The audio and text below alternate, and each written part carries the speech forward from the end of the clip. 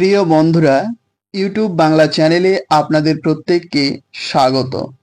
আজকের এই ভিডিওর মাধ্যমে আমি আপনাদের সাথে শেয়ার করব প্রাইমারি ইন্টারভিউয়ের জন্য একটি গুরুত্বপূর্ণ topic, mid day meal scheme থেকে গুরুত্বপূর্ণ কিছু প্রশ্ন এবং তার উত্তর। যদি আপনাকে ইন্টারভিউ বোর্ডে মিড ডে মিল স্কিম থেকে কোনো প্রশ্ন করে, তো আশা রাখি আজকের ভিডিওতে আমি যে প্রশ্নগুলো আপনাদের সাথে শেয়ার করব এর মধ্যে থেকেই কিন্তু আপনারা প্রশ্নগুলো পেয়ে যাবেন। তো ভিডিওটিকে কোনো স্কিপ না করে প্রথম থেকে শেষ পর্যন্ত সম্পূর্ণ দেখতে থাকুন। আর ভিডিওটিকে একবার বা দুইবার যদি আপনি দেখেন, তাহলে কিন্তু এই মিড ডে মিল স্কিমের সমস্ত প্রশ্নের উত্তরই কিন্তু আপনার কাছে খুব সহজ হয়ে যাবে। অথবা আপনারা এই ভিডিও থেকে দেখে দেখে আপনারা খাতায় নোট করে নিতে পারেন প্রশ্নগুলো। তো চলুন কথা না বাড়িয়ে মূল আলোচনায় যাওয়া যাক। প্রথম যে প্রশ্নটি রয়েছে, মিড ডে মিল প্রকল্প ভারত সরকার কবে চালু করে? এর সঠিক উত্তর হলো 15ই আগস্ট 1995 সালে। 15ই আগস্ট 1995 সালে ভারত সরকার প্রথম মিড ডে মিল প্রকল্পটি চালু করেছিল। তারপরে প্রশ্ন রয়েছে, মিড ডে মিল প্রকল্প চালু করার লক্ষ্য কি ছিল? এই যে মিড ডে মিল প্রকল্পটি চালু করেছে, তো চালু করার পিছনে তো কিছু লক্ষ্য রয়েছে, তো কি লক্ষ্য রয়েছে?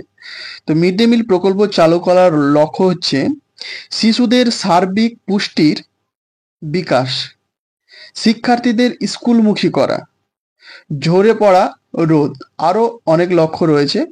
তো ইন্টারভিউ বোর্ডে অত বেশি উত্তর দিলে কিন্তু, বড় করে উত্তর দিলে কিন্তু চলবে না। তো এই তিনটি রয়েছে, তিনটি বললেই যথেষ্ট। এরপর রয়েছে, মিড ডে মিলের জন্য কত টাকা করে বরাদ্দ রয়েছে বর্তমানে? প্রাথমিকে 6 টাকা 78 পয়সা ও উচ্চ প্রাথমিকে 10 টাকা 17 পয়সা করে বরাদ্দ রয়েছে বর্তমানে মিড ডে মিলে। কেন্দ্র ও রাজ্য কি অনুপাতে মিড ডে মিলের জন্য অর্থ ব্যয় করে? প্রাথমিকে যে 6 টাকা 78 পয়সা বরাদ্দ রয়েছে, তো এই 6 টাকা 78 পয়সার মধ্যে কেন্দ্র দিচ্ছে 60% এবং রাজ্য দিচ্ছে 40%। তারপরে প্রশ্ন রয়েছে, বর্তমানে প্রাথমিক ও উচ্চ প্রাথমিকের ছাত্রছাত্রীদের কত পরিমাণ চাল দেওয়া হয়? প্রাথমিকে চাল দেওয়া হয় 100 গ্রাম ও উচ্চ প্রাথমিকে 150 গ্রাম করে চাল দেওয়া হয়।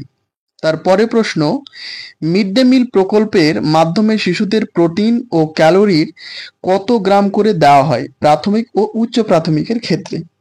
তো প্রাথমিকে 12 গ্রাম প্রোটিন ও 450 গ্রাম ক্যালোরি এবং উচ্চ প্রাথমিকের ক্ষেত্রে 20 গ্রাম প্রোটিন ও 700 গ্রাম ক্যালোরি দেওয়া হয়। তারপরের প্রশ্ন, পশ্চিমবঙ্গে কবে থেকে মিড ডে মিল চালু হয়? 2003 সালের জানুয়ারি মাসে 1 তারিখ থেকে পশ্চিমবঙ্গে কিন্তু এই মিড ডে মিল প্রকল্পটি চালু হয়েছে। তারপরে প্রশ্ন, মিড ডে মিলের বর্তমান নাম কি? মিড ডে মিলের বর্তমান নাম পিএম পোষণ, যেটি নামকরণ হয়েছে 29শে সেপ্টেম্বর 2021। এই মিড ডে মিলের নাম পিএম পোষণ, নামকরণটি হয়েছে 29শে সেপ্টেম্বর 2021 সালে। পরের প্রশ্ন, পিএম পোষণের সম্পূর্ণ নাম কি? প্রধানমন্ত্রী পোষণ শক্তি নির্মাণ। তারপরে প্রশ্ন, ভারতের বর্তমান শিক্ষামন্ত্রীর নাম কি? ধর্মেন্দ্র প্রধান। এবং পশ্চিমবঙ্গের বর্তমান শিক্ষামন্ত্রীর নাম কি? ব্রাত্য বসু। পরের প্রশ্ন, মিড ডে মিল কাদের দেওয়া হয়? সরকারি স্কুলে অধ্যয়নরত 6 থেকে 14 বছর বয়সী প্রাক প্রাথমিক থেকে অষ্টম শ্রেণী পর্যন্ত সমস্ত বাচ্চাদের বিনামূল্যে স্কুল প্রাঙ্গণে গরম রান্না করা খাবার দেওয়া হয়, যেটি মিড ডে মিল নামে পরিচিত। এরপরে রয়েছে, মিড ডে মিল একটি প্রকল্পটি প্রথম কোথায় ও কবে বাস্তবায়ন করা হয়? এর উত্তর হলো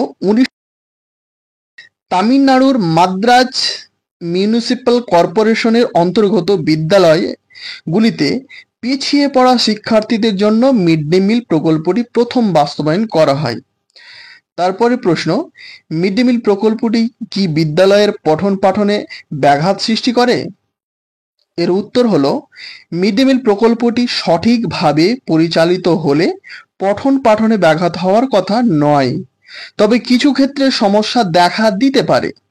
১ নম্বর, রান্নার সময় যদি ধোঁয়া শ্রেণীকক্ষে যায়।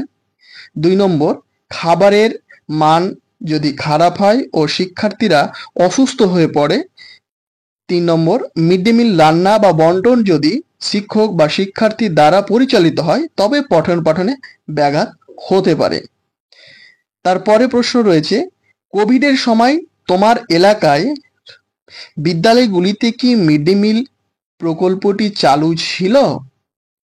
উত্তর, হ্যাঁ, কোভিডের সময় আমার এলাকার বিদ্যালয়গুলিতে মিড ডে মিল প্রকল্পটি চালু ছিল। তবে সেখানে রান্না করা খাবার দেওয়ার পরিবর্তে প্রতি মাসে চাল, ডাল, আলু, তেল, শুকনো খাবার দেওয়া হতো। তারপরে প্রশ্ন রয়েছে, তোমাকে যদি বিদ্যালয়ে পড়ানোর পাশাপাশি অতিরিক্ত দায়িত্ব হিসেবে মিড ডে মিলের দায়িত্ব দেওয়া হয় তবে কি তুমি দায়িত্ব নেবে? উত্তর, হ্যাঁ, আমি দায়িত্ব নেব। কারণ শিক্ষক হিসাবে ছাত্রছাত্রীদের পুষ্টি ও সুস্থতাও আমার কাছে গুরুত্বপূর্ণ। তবে পড়াশোনা যাতে ক্ষতি না হয় সেজন্য বিদ্যালয়ের সহযোগিতা প্রয়োজন। এবং সর্বশেষ যে প্রশ্নটি রয়েছে, মিড ডে মিলে শিশুদের যে খাবার দেওয়া হয় তাতে কি প্রকৃতপক্ষে শিশুদের পুষ্টির চাহিদা পূরণ হয়? উত্তর, মিড ডে মিল খাবার শিশুদের এককভাবে পুষ্টির চাহিদা সম্পূর্ণ হয় না, তবে আংশিকভাবে পুষ্টির ঘাটতি মেটাতে সাহায্য করে মিড ডে মিল। তো আজকের মতো ভিডিওটি এই পর্যন্তই। যদি আজকের এই ভিডিওটি আপনাদের ভালো লাগে অবশ্যই ভিডিওতে লাইক করবেন, আপনাদের মতামত কমেন্ট বক্সে জানাবেন, আর ভিডিওটিকে বেশি বেশি করে আপনাদের বন্ধুদের কাছে ফেসবুকে হোয়াটসঅ্যাপে শেয়ার করে দেবেন। চ্যানেলটিকে সাবস্ক্রাইব করে না থাকলে অবশ্যই সাবস্ক্রাইব করে রাখুন, তাহলে পরবর্তীতে যখন ভিডিও আপলোড করব তার নোটিফিকেশন আপনাদের কাছে পৌঁছে যাবে সবার আগে। আপনারা প্রত্যেকেই ভালো থাকুন, আবার দেখা হবে পরবর্তী ভিডিওতে।